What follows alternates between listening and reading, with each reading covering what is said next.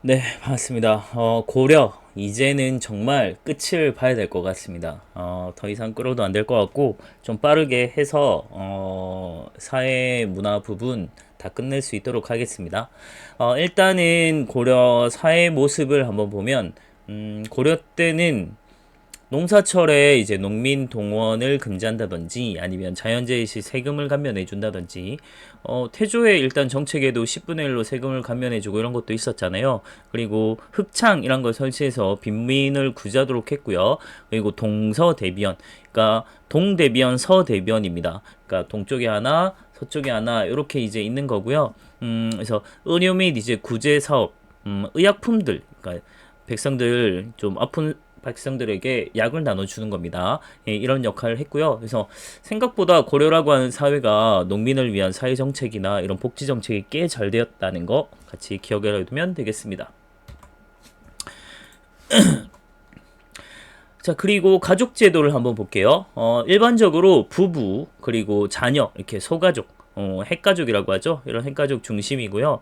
음, 일반적으로는 일부 일처제로 이루어져 있고, 이혼과 재혼이 가능해요. 그래서 뭐 요때는 막 전혀 이혼이나 재혼에 뭐 그런 제약이 없었습니다. 아주 자유롭게 이루어졌고요.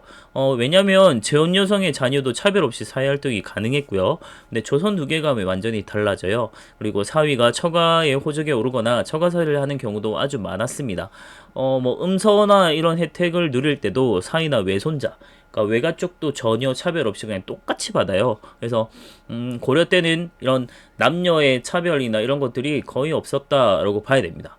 근데 물론 이제 여성이 막 정치 활동을 하고 이런 건 아닙니다만, 그래서 좀 차이가 생각보다는 막 차별이 막 엄청 심하지 않았다는 겁니다.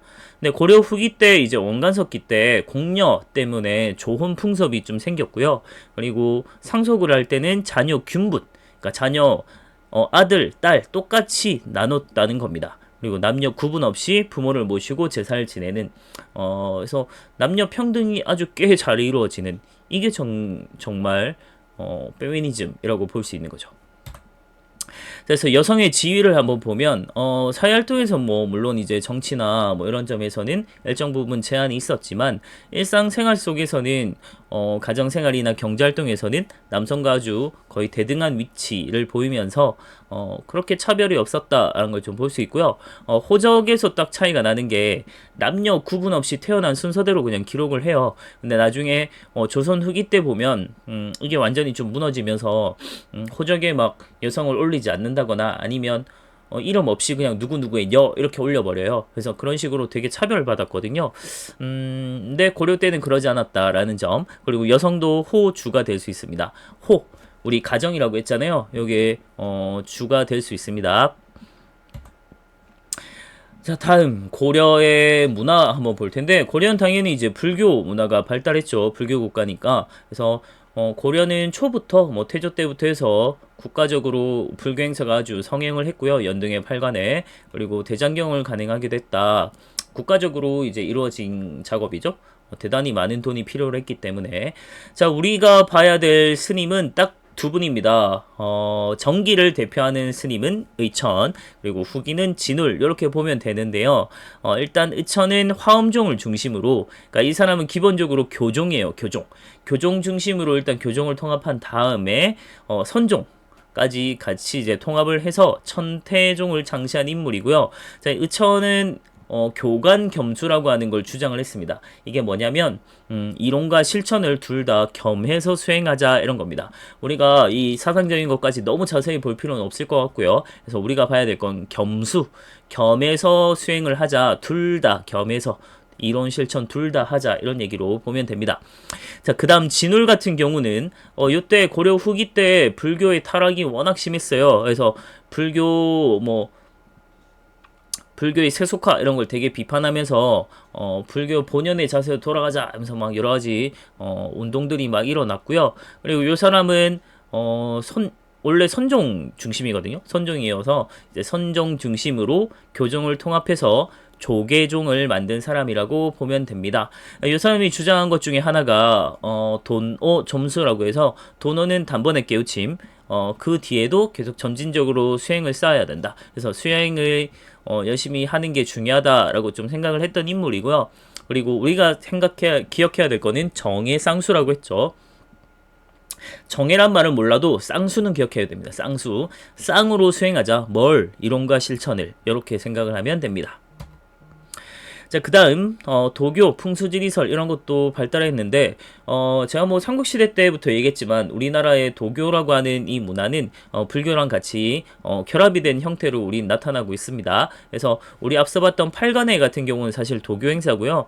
그리고, 도교는, 지금도 절에 가면 뭐 삼신각이나 삼성각이나 이런 걸로 이제 아직도 남아 있어요. 그래서 우리나라는 도교가 뭐 사라졌다 이런 게 아니고 그냥 불교랑 도교가 합쳐져서 같이 공존하고 있다 이렇게 봐야 될 것 같습니다. 그리고 풍수지리설은 우리 뭐 이미 봤지만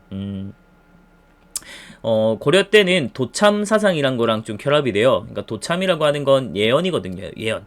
지구가 언제 종말할 거야. 인류가 언제 종말할 거야. 뭐 이런 건데, 그런 거랑 관련된 예언 같은 거랑 좀 결합이 되면서, 뭐, 풍수, 도참 사상, 이렇게 라고도 얘기를 하는데요. 이게 묘청의 난에 영향을 주면서, 뭐, 서경길지설이라든지, 뭐, 난경길지설이라든지, 이런 것들에 영향을 주게 되었습니다. 그래서, 서경길지설에 따라 이제 서경천도 운동이 일어났고요. 그리고 나중에 조선이 한양을 수도로 도읍을 하게 되는 데에는 이때 있었던 난경길지설. 난경이 아주 좋은 곳이야. 그때 난경이 바로 한양, 지금의 세울이죠. 자, 그리고 유학 보면 고려는 당연히 이제 유학이 발달한 곳인데 과거제 자체가 이제 유학자를 뽑는 거니까 그래서 유학이 발달할 수밖에 없었고요. 개경의 국자감, 지방에는 향교, 양산의 향교 있죠. 그리고 유교 경전과 역사서 강의 뭐 이런 것들이 이루어졌고요. 근데 고려 중기 때 이때 한창 문벌귀족 시기거든요. 대표적인 문벌 가문 중에 하나가 해주채시가 있습니다. 그 바로 제가 해주채시죠.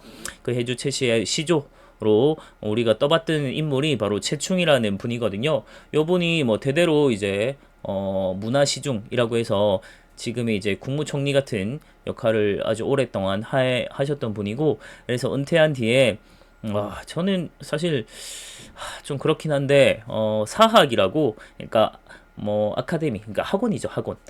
구제학당이라고 하는 학원을 처음 여신 분입니다. 그래서 여기에서 이제 그 국자감 출신들보다 요 구제학당이나 요런 지방에 이제 요 밑에 이름 난 이런 관리들, 퇴직 관리 이런 사람들의 세운 학원 출신들이 과거에 더 많이 합격이 되는 거예요. 그래서 여기에 막 엄청나게 사학이 융성하게 되는 상황이 막 나타나기도 합니다. 그래서 관학이 막 엄청 위축되기도 하고 이런 과정이 있는데, 사실 이 부분은 제가 수업 때 자세히 다루진 않았고요. 어쨌든 이 채충이란 분은 아주 대단한 학자셨고요. 그리고 최초로 학원을 여신 분, 전 학원을 별로 좋아하지 않는데, 어쨌든 이 해주채씨 집안은 굉장한 학자 집안이고 뭔가 교육과 관련된 집안이다, 이런 걸 제가 좀 얘기하고 싶었습니다. 또 나중에 조선시대 하면 우리 가문에 또 조상님이 한 분, 아주 유명한 분이 나옵니다. 그 얘기할 때는 제가 조금 조심스럽지만 한번 봐야 될 것 같아요. 자, 그리고 유학의 한 분파라고 볼 수 있는 게 바로 성리학인데요.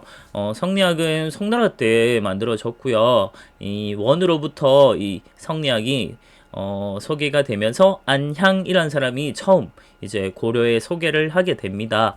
자, 그러는 와중에 원나라의 학자들이랑 우리 학자들이랑 모여서 막 학문 토론도 하고 하면서 이제 성리학이라고 하는 게 점차 널리 퍼지게 됐고, 그 대표적인 인물이 이제 이재현이라는 사람이거든요. 그 사람이 뭐 이색, 정몽주, 뭐 정도전 이렇게 여러 제자들을 길러내면서 그 사람들이 결국 신진사대부로 발달을 하게 됩니다. 대부분 성리학자였기 때문에 성리학이 더더욱 이제 발전을 하게 되었다라고 봐야 되고요. 성리학이라고 하는 게 나중에 조선 후기에 가면 되게 좀 문제가 많아져요. 근데 처음 이제 고려에 처음 이제 소개가 됐을 때는 우리가 유교적인 거는 굉장히 여러분들이 뭔가 꼰대 같은 그런 느낌으로 생각을 하잖아요. 근데 요 당시 때 성리학이 처음 수용됐을 때는 이 고려 사회가 갖고 있는 여러 가지 문제점, 폐단을 해결하기 위한 하나의 개혁 사상이었어요. 그러니까 굉장히 진보적인 사상이었다는 겁니다. 참 저도 놀라워요. 이거 얘기할 때마다. 그리고 조선 건국의 사상적 기반이 되었다라는 점도 같이 받으면 되겠습니다. 자, 역사책은 조선 정기를 아주 대표하는 책은 바로 삼국사기죠. 우리 그 서경천도 운동, 묘청의 난을 진압하기로 했던 그 김부식 을 중심으로 해서 이 사람이 편집장이거든요. 그래서 여러 이제 학자들과 함께 국가에서 직접 펴낸 정사책이죠. 이게 삼국사기라고 하는 책을 펴냈는데 유교적 입장에서 편찬되었다. 뭐 이렇게 좀 보고 있고요. 다음에 동명왕편 이규보 그리고 이승유의 제왕운기 이런 게 있었고 후기를 대표하는 역사책은 바로 일원의 삼국유사입니다. 일원은 스님이에요. 그래서 개인적인 이제 편찬인데 아무래도 이제 불교적인 입장이 좀 색채가 좀 있고 근데 자주의식을 되게 반영을 하고 있다거나 그리고 삼국사기를 좀 보완할 수 있는 아주 중요한 역사책으로 인정을 받고 있습니다. 그러니까 스님이 물론 개인적으로 편찬한 거긴 하지만 굉장히 많은 역사서들을 좀 참고로 했고 그리고 삼국사기와 좀 비슷한 내용도 많이 있거든요. 그래서 하나의 이제 중요한 역사책으로 인정을 받고 있습니다. 다음 불교 문화 또 봐야 되는데 고려 때는 특이하게 초기에 거대한 석불이 엄청나게 많이 만들어져요. 그리고 다른 왕조에선 잘 없는 철불도 좀 많이 만들었습니다. 그래서 이런 것들 석불이 있었고요. 그리고 석탑은 처음에는 3층 석탑이 많이 만들어졌는데 그러다가 원나라 영향을 받으면서 다각 다층탑 우리 이제 삼국시대 석탑들 보면 굉장히 안정적이거든요. 3층으로 딱 되고 뭐 각도 되게 뭐 엄청 막 화려하지 않아요. 그냥 딱딱딱딱딱 되게 균형 있고 절제돼 있고 이런 느낌인데 아주 각도 막 팔각에다가 뭐 10층 막 이렇게 막 나오고 이러면서 엄청 화려해지고 근데 대신 좀 불안정한 느낌이 들어요. 근데 그거는 원나라나 이런 거에 영향을 좀 받은 것이고 그리고 승탑이나 이런 것도 만들어졌습니다. 이게 승탑이에요. 자, 요게 이제 다각다층탑의 모습이라고 봅니다. 팔각구층탑이거든요. 그래서 화려한데 뭐 좀 안정적인 느낌은 조금 덜해요. 3층보단. 자, 그리고 요게 경천사 10층 석탑이죠. 와, 요 엄청 화려하잖아요. 국립중앙박물관에 딱 중앙에 광장에 보면 딱 있습니다. 멋있어요. 다음 건축에는 봉정사 극락전이라고 가장 오래된 목조 건축물이고요. 그 다음에 이게 부석사 무량수전이고요. 그래서 베얼린 기둥 이런 게 유명합니다. 다음 수덕사 대웅전 이런 것들. 다음 인쇄술. 자, 고려는 인쇄술이 굉장히 발달한 나라였습니다. 대장경도 제작했고 불교도 많은 책들을 펴냈기 때문에 발달했는데 일단 목판 인쇄술은 8만 대장경만 딱 봐도 알 수 있죠. 그래서 굉장한 목판 인쇄술을 보이고 또 금속활자를 발명했죠. 발명. 그래서 상정 고급 예문이라고 만약에 이게 전해졌으면 아마 정말 직지심체 요절보다 더 빠른 건데 안타깝게도 전해지지 않습니다.